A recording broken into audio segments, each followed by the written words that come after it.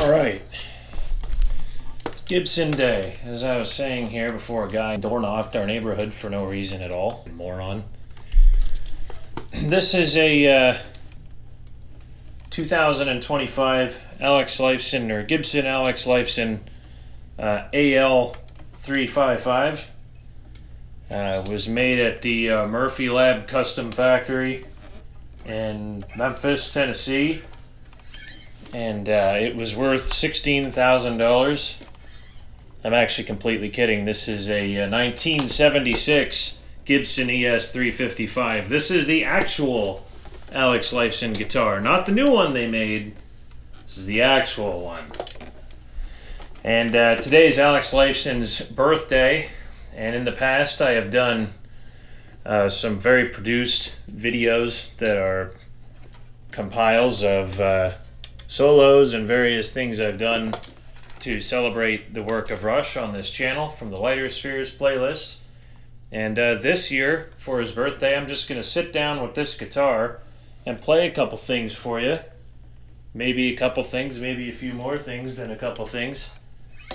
And just tell you what I love about his playing and what I love about this guitar. This guitar, which is his guitar, came off the line in Gibson in Nashville the same year. I did a serial number check on 3 different sites. I couldn't really pin down the month. I think I have before, but again, I'm not putting a whole lot of planning into this video. I just want to show you this thing and play this thing for you in honor of Alex Lifeson on his birthday, because he's a freaking cool guy and an amazing guitarist and one of my influences. We got all Gibson going on in here today. I'm going to zoom in a little bit on this. What are we doing here? Okay, there. How's that? That's cool, right? I guess. Had another light. There we go. I don't know if that helps. I feel like there's a lot of light coming from right there, and it can just do that a little bit. Ah, look at that. You can get all the walnut. Look at that. Really beautiful guitar. I feel like I can still go up just a little bit here without fucking up everything. Here we go.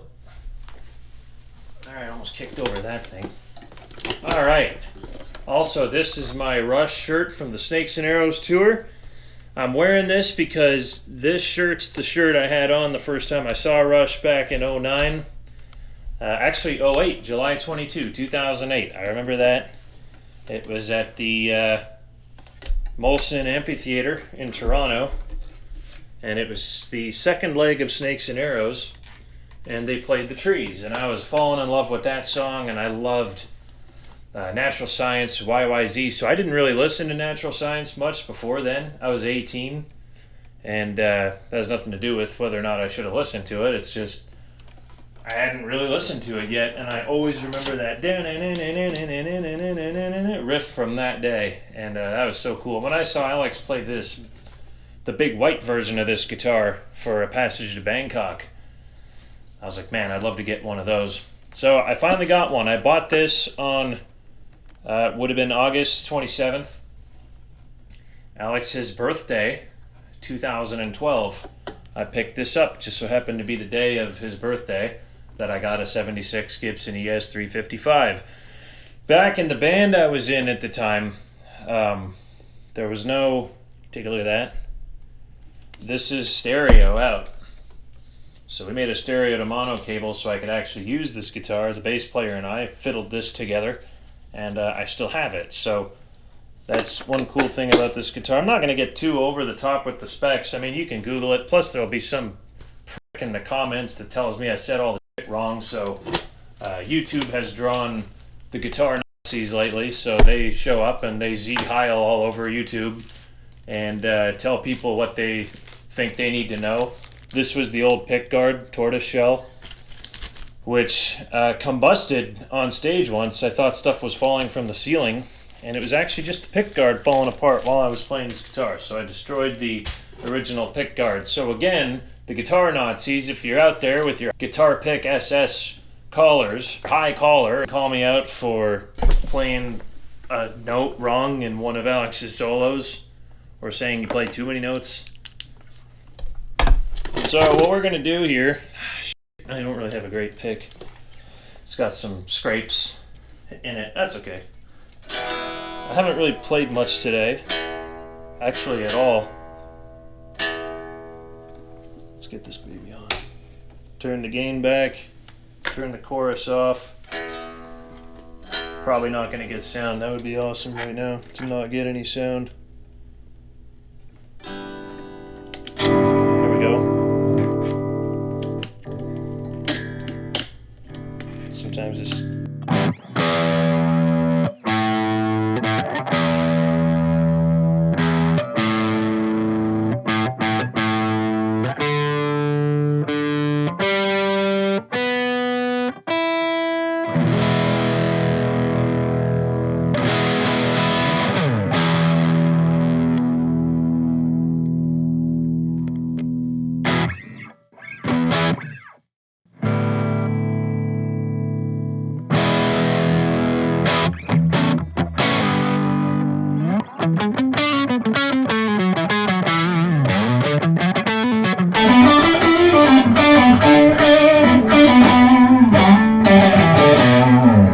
So what we're going to do here is I've got a bunch of pedals lined up, and I just kind of want to go through the chronology of how I got into Alex Lifeson's work and the playing of Rush.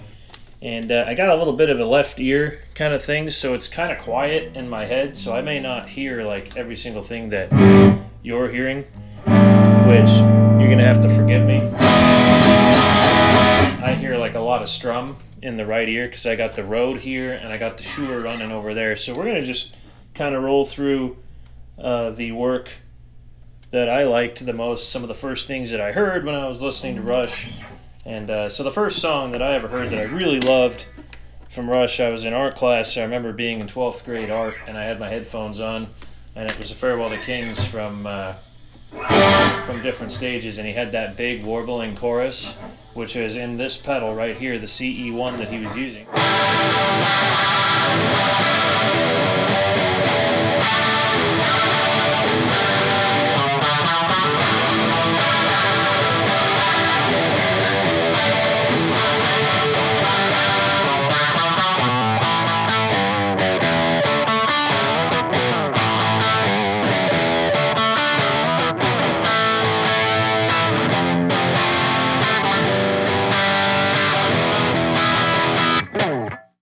So that's one of those songs I wanted to learn first, and when I did learn it, there is a video of that one on my channel you could watch, but that's one of my favorites all time, and that's the very first favorite that I ever had. And I'd say as I got more and more into Rush, it was kind of the 80s stuff that I was really enjoying the most, and I think we can kind of pull some gain up a little bit on that. So I mean, we're...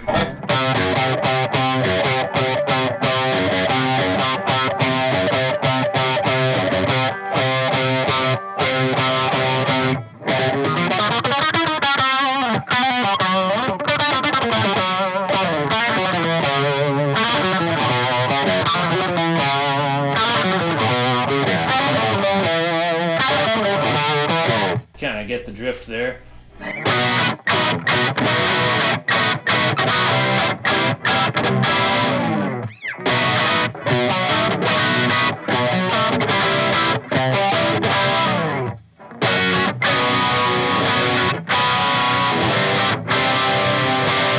So like that was when I really was getting into them. The Villa Strangiato was...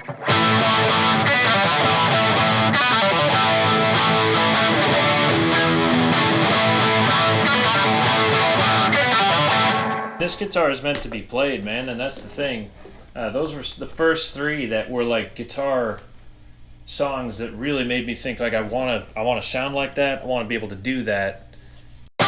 And yeah, so I started with an Epiphone ES-355, a Dot Studio. It was black. I ended up with like a Epiphone Les Paul white, which I still have. I've got had an Epiphone Dot in white, Arctic white. Ice-T Burst Epiphone Sheridan, I think it was, and just had all these Epiphones, and finally was one day like, you know what, I would really like to get a Gibson, so I ended up grabbing the 2010 ES-355 here, and this was my first ever Gibson, and this thing was just with me on stage hundreds of times, and you know, recorded a couple things with it, and it was just an amazing guitar. Still is. It's the one that I play the most, and yeah, I mean, it's the one that's had the most hours put in, and it really gave me the feel for this shape. The Epiphones kind of led to that, which led to grabbing Alex's guitar. So I knew I wanted Alex Lifeson's guitar, but I didn't want it in white because I always thought I was going to be like, you know, the next thing. I wanted to be the greatest guitarist in the world, so I always thought if I got a walnut one, brown, it's like less trying to mimic him. You know, it's like my own thing. There's a couple other guys that play them. I think one of the Reddings plays one in this color. And then Kaukonen with, oh man, I just remember him with the red one. Chuck Berry had one pretty much this exact walnut, and then Gibson re-released it. Gibson stopped making these with Veritone switches, which is really ridiculous. And then they released a Chuck Berry version that they put the Veritone switch back because it's historically accurate.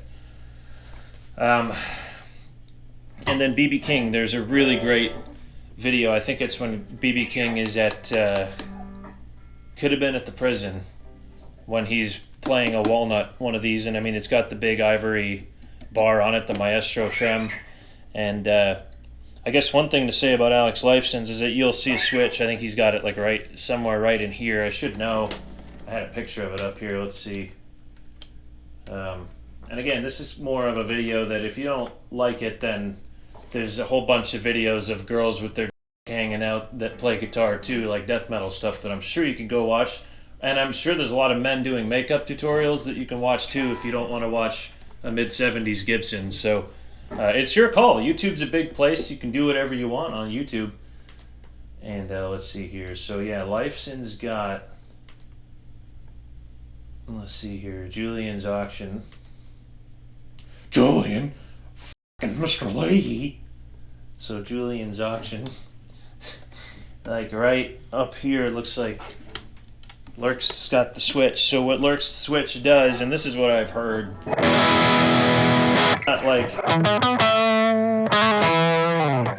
it would put, say he kept his Veritone switch at 4.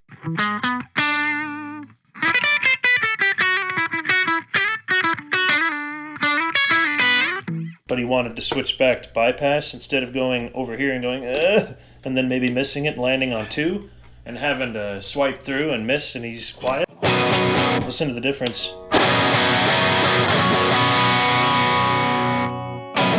Like, imagine if he went from the trees that...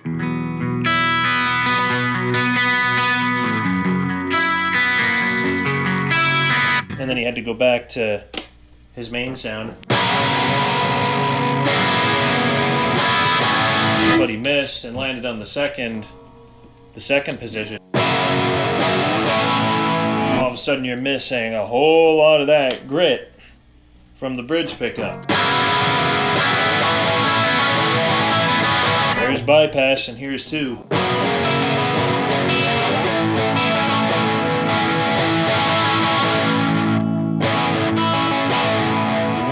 And there will probably be some idiot that says you need to turn the chorus off to be able to actually hear the difference. So, because there's a genius out there that knows more than me.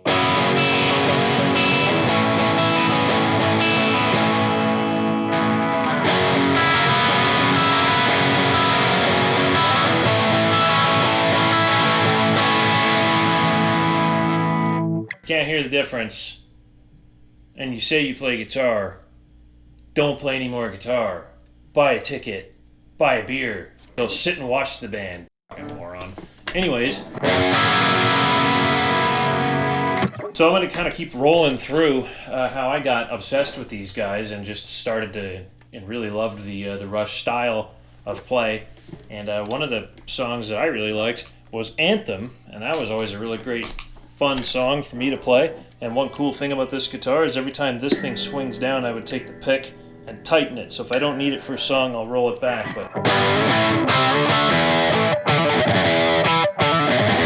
also, this video is on my channel too. You should watch it.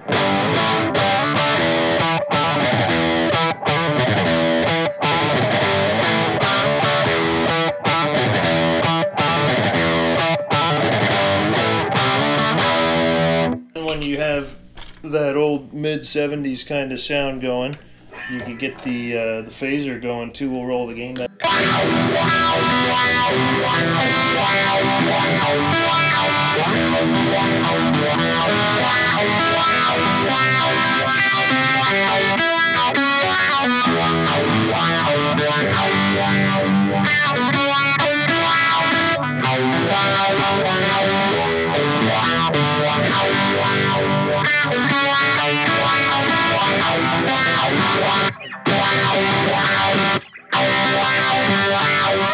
So again, we'll have a guy that's, saw them last week for the first time in his life and ignored them for 40 years, and will tell me that there's something wrong with the sound and I need to get with it and download the Tonex and get the new pedal and do all this shit and ditch this guitar and get a PRS or whatever the hell Alex is playing now on this tour, or the gold 355 that he has now. I have no idea. I stopped paying attention because it got way too crazy.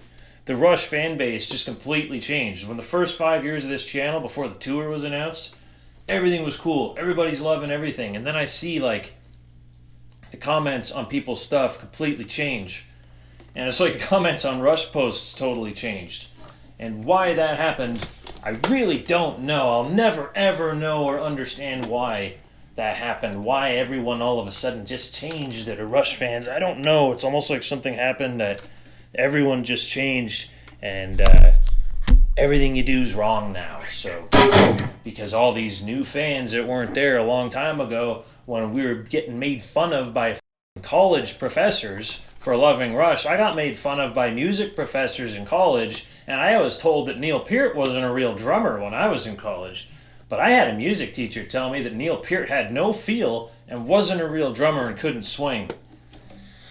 And I was just like, okay.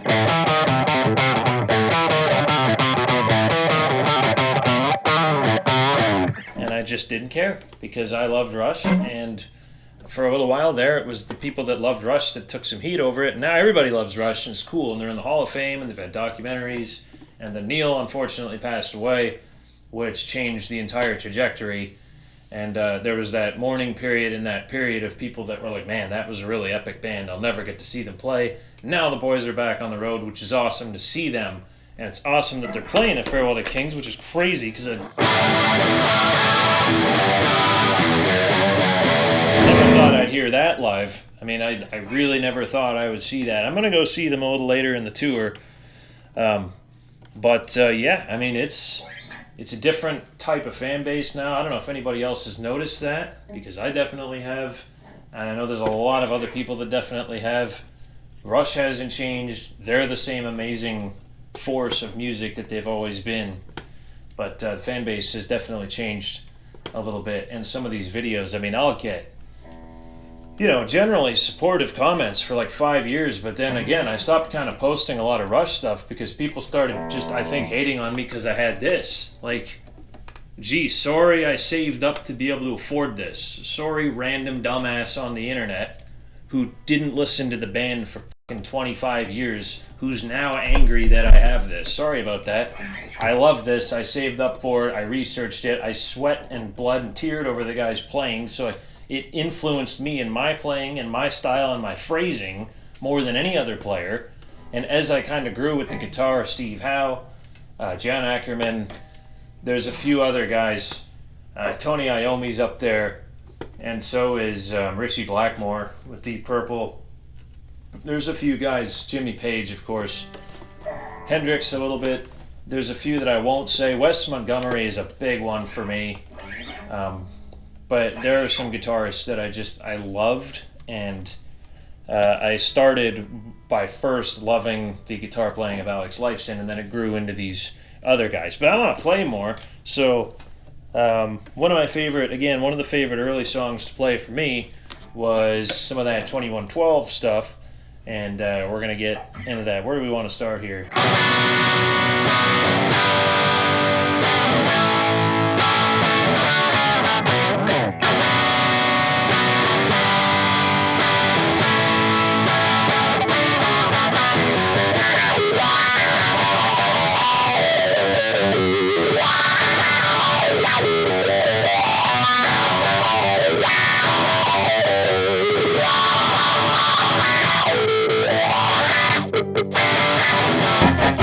wah pedal turns off.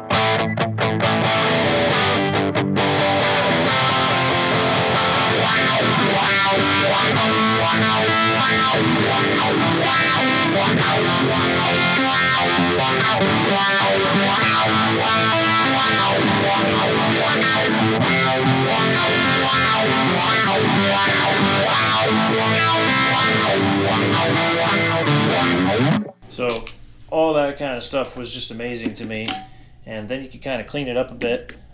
So again, this is where that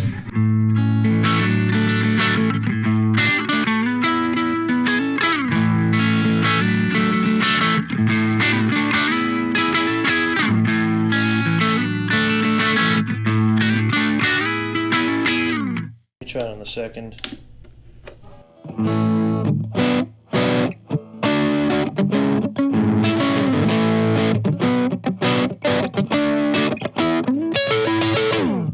So I guess if you're Lerxst back in the day, you can switch from that.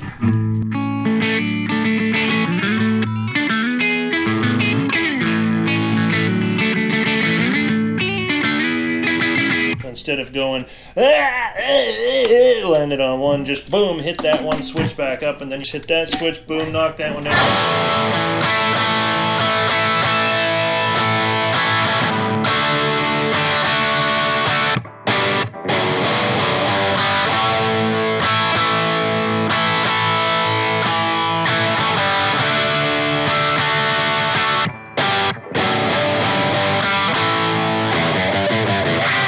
It's just that kind of shit that he was doing in there back then.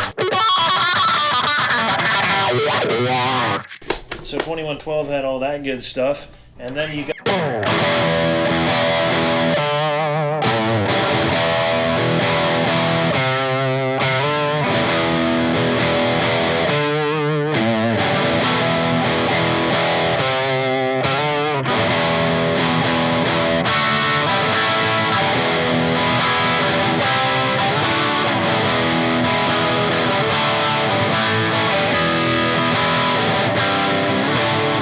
what I'll do is I'll double track and bring that back and play it for you double tracked so you can hear the left and right guitar, which is a little closer to what he was doing back then on the album, but I think he was a little...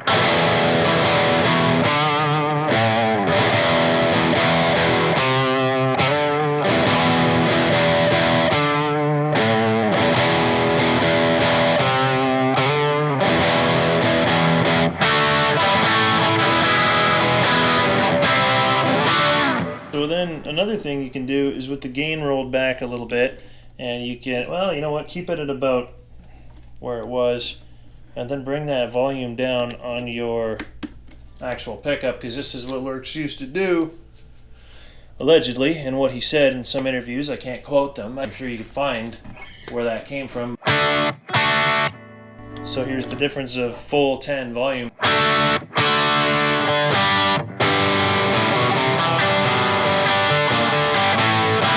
And here it is with a little bit cut back.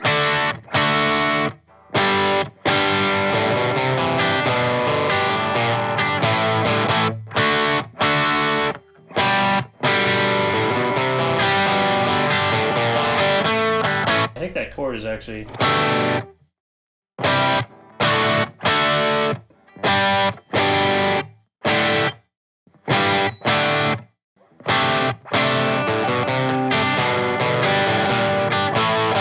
I'm sure there is someone that will tell me what the chord was, so I will await that, and that will be a wonderful moment.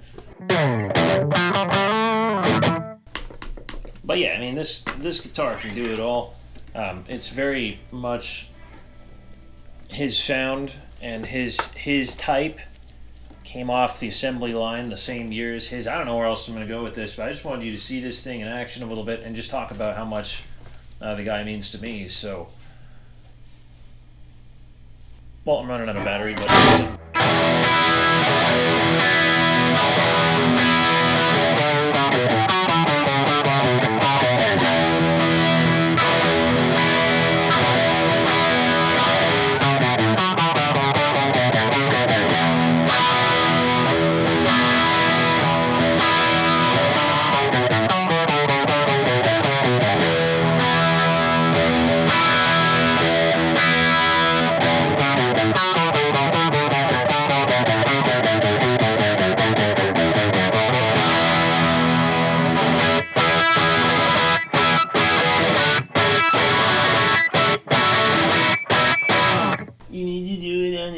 12 string.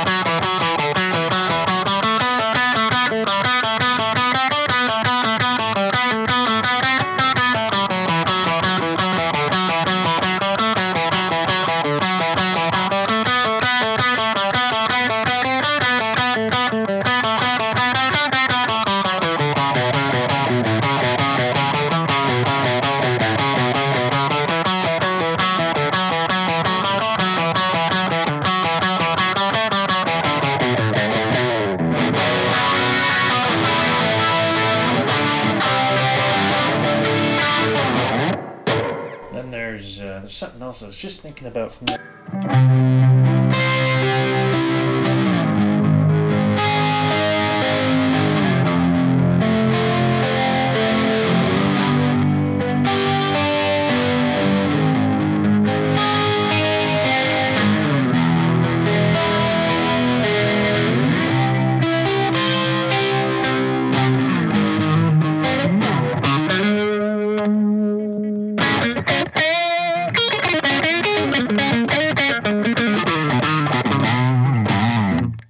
So one of them died, but appreciate you sticking around if you did this long.